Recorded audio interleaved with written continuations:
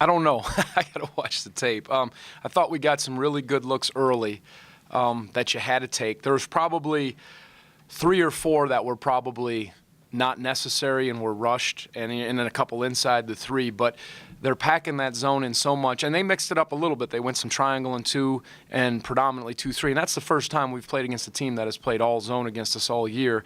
And you need to make some threes. You do. If you look at the teams they've played since they've gone exclusively to this, their threes have really gone up. You have to shoot some.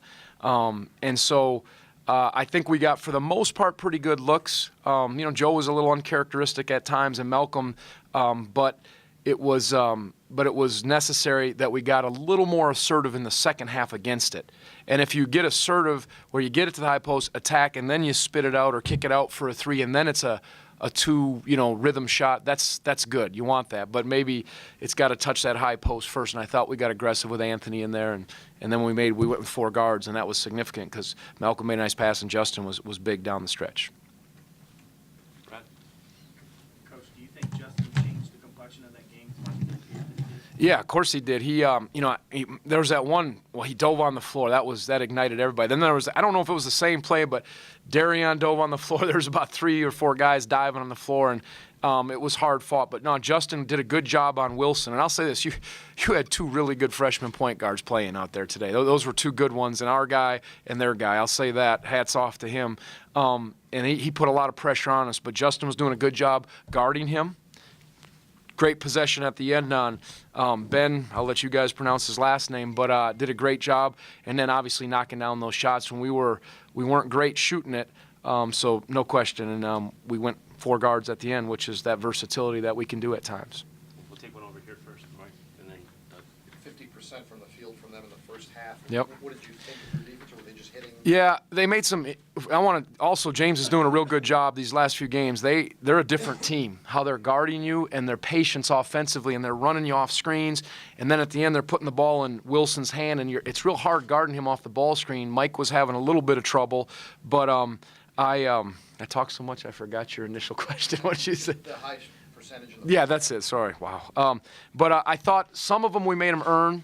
Some, they made some tough shots, but we had some breakdowns, and that was the point. He's getting off that ball screen, and we say he's going downhill. Wilson was putting too much pressure on our defense at the paint, and then some of those rebounds they got hurt us. You look at, the 8 offensive rebounds, I think in the first half that cost us, but it was just one of those games you had to gut it out.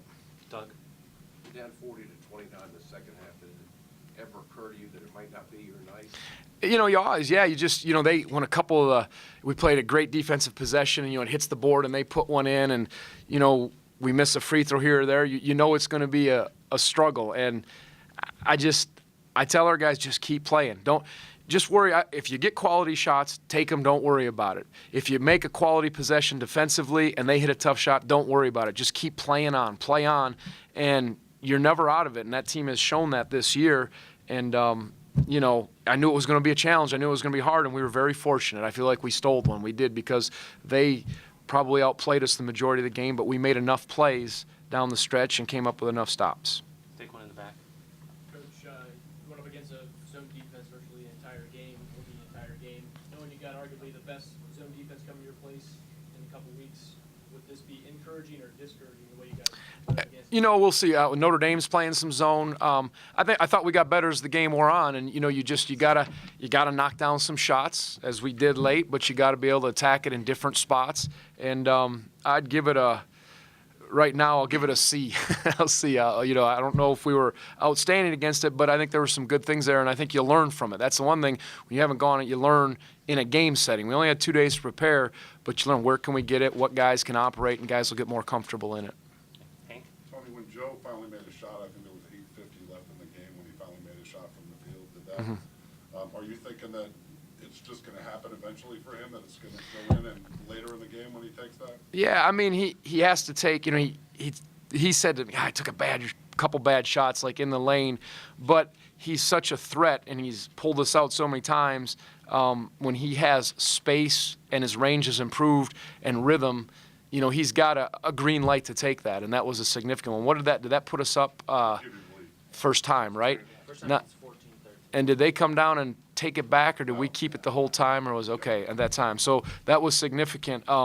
when he did that, and it was a deep one. But when he has a look and he has rhythm, I mean, that's probably a guy who's been through the wars that has got the confidence to take that and make that. You know, a lot of younger guys maybe don't have that, but he's earned that right, and he showed up. Doug? What was the situation with Malcolm and the elbow there? It's according to the rule, it's the right call. Since that rule has been in effect, a lot of coaches aren't in favor of that. I think he hit him with the back of his arm, but it's, you know, he got fouled. Obviously, he got his bonus, because it was 10, he got his 2 fouls, and because what did Carl call it, dead ball technical, they get 2, they choose whoever they want to shoot it, and they get the ball back because it was a blow above the neck or above the shoulders, and it wasn't one where I don't even know, a flagrant where they kick him out, but there's contact, they have to call it. And I don't think most officials would agree with that. That's just my opinion. But it's the way it's written in the rules, and it was issued correctly, but I wish that would be looked at. Mark? Yeah, And then Jeff. another game, tough game against a Notre Dame team that maybe its record isn't. No question. How they've played. Are you enjoying getting everyone's best shot now that you guys are on a roll? Oh, it's just a blast. Yeah, I just love it. So I mean, you have to be ready. I'm very thankful. I really am for the spot we're in and how our guys are playing. But as I mentioned, I can't remember if I said it. Forgive me if I'm repeating it. But we're not the same team that got beat. To the teams we're playing, we're not the same team that got beat by 35 by Tennessee or Green Bay beat us, VCU, Wisconsin. You know, they're saying, well, this team they're on a roll. They're up there.